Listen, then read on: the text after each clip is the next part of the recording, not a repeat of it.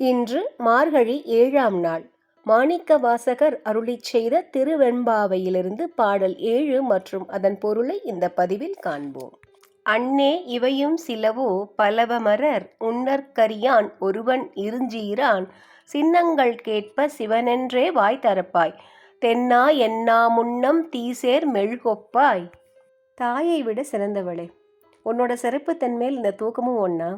தேவர்களால் சிந்திப்பதற்கும் அரியவன் அப்படின்னும் மிகுந்த புகழை உடையவன் என்றும் சிவனுக்குரிய திருநீரு ருத்ராட்சம் முதலான சின்னங்களை அணிஞ்சவங்களை கண்டாலே சிவ சிவன்னு சொல்லுவியே.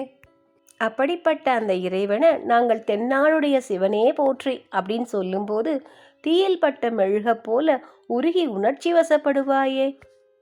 என்னானை என்னரையன் இன்னுமென்றெல்லோமும் சொன்னோங்கேல் வெவ்வேறாய் இன்னந்துயிலுதியோ வண்ணெஞ்ச பேதையர்போல் வாளா கிடத்தியாள் என்னே துயிலின் பரிசேலோர் எம்பாவாய்.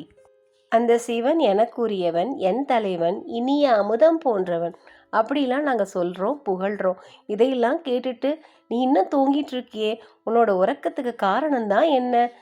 இந்த தூக்கத்தை நீ என்ன பரிசா நினைக்கிறியா அப்படின்னு தூங்குறவளை பார்த்து எழுப்ப வந்தவங்க சொல்கிறாங்க.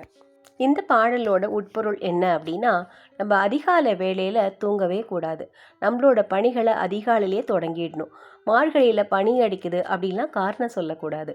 எல்லா தட்பவெப்பங்களுக்கு ஏற்ற மாதிரி நம்ம உடம்ப பழக்கி கொள்ளணும்.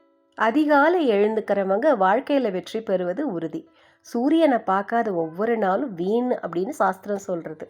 இப்போது முழு பாடலையும் பார்க்கலாம்.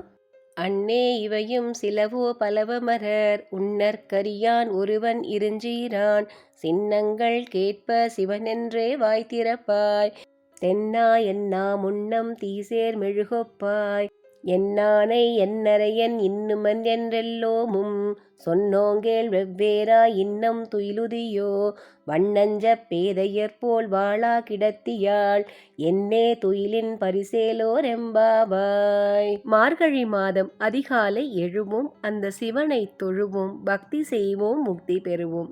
ஓம் நம சிவாய.